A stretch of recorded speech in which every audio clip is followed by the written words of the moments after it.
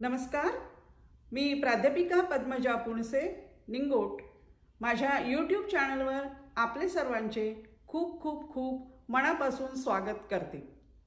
श्रद्धा आणि अंधश्रद्धा ह्याची माहिती आपण आजच्या व्हिडिओमध्ये जाणून घेणार आहोत। एखादी गोष्ट का करायला पाहिजे किंवा का नाही केली पाहिजे ह्याचा जेव्हा बौद्धिक दृष्टीने विचार होतो त्या प्रक्रियेला श्रद्धा म्हणतात। आणि जिथे बुद्धीचा वापर न करता विचार वाहत जातात ती म्हणजे अंधश्रद्धा। समजा एखादी व्यक्ती म्हणेल की प्रभू रामचंद्र हे माझे श्रद्धास्थान आहे, पण प्रभू रामचंद्रांचा मूल्यात्मक आशय हा आहे की ते सत्यवचनी आणि एक पत्नीव्रती होते। जी माणसे स्वतःच्या व्यवहारात हा आशय ठेवत असेल अशाच लोकांचे प्रभू रामचंद्र श्रद्धास्थान असू शकतात, अन्यथा नाही। काही अंधश्रद्धा ह्या निखालसपणे अज्ञानावर आधारित असतात। अशा अंधश्रद्धा ज्ञानाच्या प्रकाशात वितळून जातात। आपण एक उदाहरण घेऊया की तोंडावर फोड आले, त्याच्या खपल्या पडल्या, पण तिथे व्रण कायम आहेत। देवीचा कोप झाला, देवीचा रोग झाला, असे लक्षात आले की देवीचा जंतू हा माणसांकडून माणसांकडे जाऊ शकतो। नंतर जाहिरात आली, देवीचा रोगी कळवा, 1,00,000 रुपये मिळवा। नंतर देवीच्या रोगाची लस आली, म्हणजेच काय की ज्ञान आले आणि अज्ञान गेले। अज्ञानाच्या बरोबरीने ती अंधश्रद्धाही गेली। श्रद्धेची व्यक्तिसापेक्षता कशी असते याचं आपण एक उदाहरण घेऊ। एखादे महान बाबा, गुरु, साधू किंवा महाराज हे महान असतात असे त्यांच्या भक्तांकडून आपल्याला कळते। तर हे महान बाबा हवेमध्ये हात फिरवून आपल्याला विभूती देतात, तसेच हवेमध्ये हात फिरवून चांदीची अंगठी किंवा सोन्याची अंगठी देतात। तुमचं भविष्य सांगतात, तुम्हाला नोकरी केव्हा लागणार आहे, तुमच्या मुलीचे लग्न केव्हा ठरणार आहे, असे महान चमत्कार हे बाबा करतात। प्रश्न हा आहे की हे चमत्कार करणारे निव्वळ बनवाबनवी आणि अंधश्रद्धा वाढविणारे प्रकार असतात। तर ही झाली श्रद्धेची व्यक्तिसापेक्षता। जीवनामध्ये श्रद्धा असणे अत्यंत आवश्यक आहे।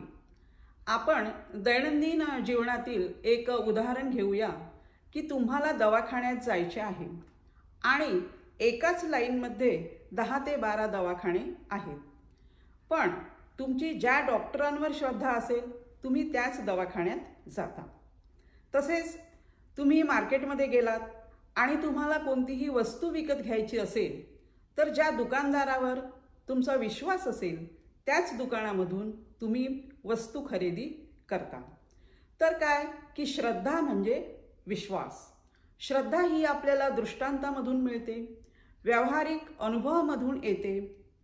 एक गमतीचं उदाहरण द्यायचं झाल्यास आपण एखाद्या व्यक्तीला विचारले की त्याचं ऑपरेशन झालेलं आहे, की तुझं ऑपरेशन झालं तर ते मेजर ऑपरेशन आहे की मायनर ऑपरेशन आहे, तर ती व्यक्ती काय म्हणेल की if I am operated it is major operation, if you are operated it is minor operation.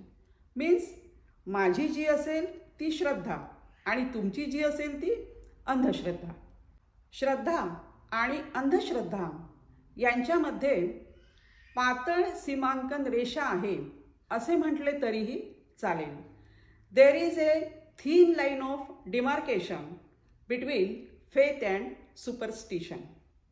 भारतीय घटनेमध्ये शास्त्रीय व वैज्ञानिक दृष्टिकोन ठेवणे आणि चौकस बुद्धी वाढविणे ही भारतीय नागरिकाची प्रमुख वैशिष्ट्ये सांगितली आहेत।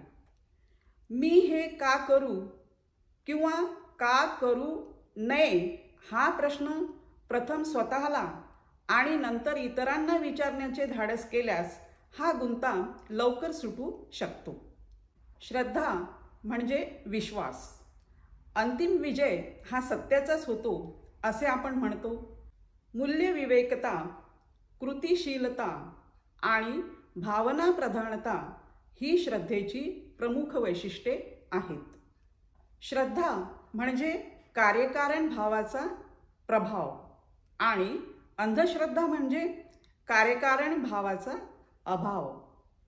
श्रद्धा ही तुम्हाला शांतचित्ताने चिंतन मनन करण्याची संधी देते, तर अंधश्रद्धा ही दुःखाच्या खाईत लोटते.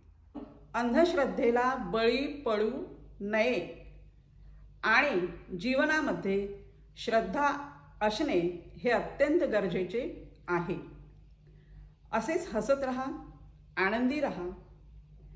आपल्याला हा व्हिडिओ आवडल्यास लाईक करा, कॉमेंट करा, सबस्क्राईब करा आणि बेल आयकॉनलाही क्लिक करा.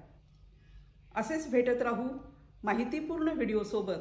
तोपर्यंत नमस्कार.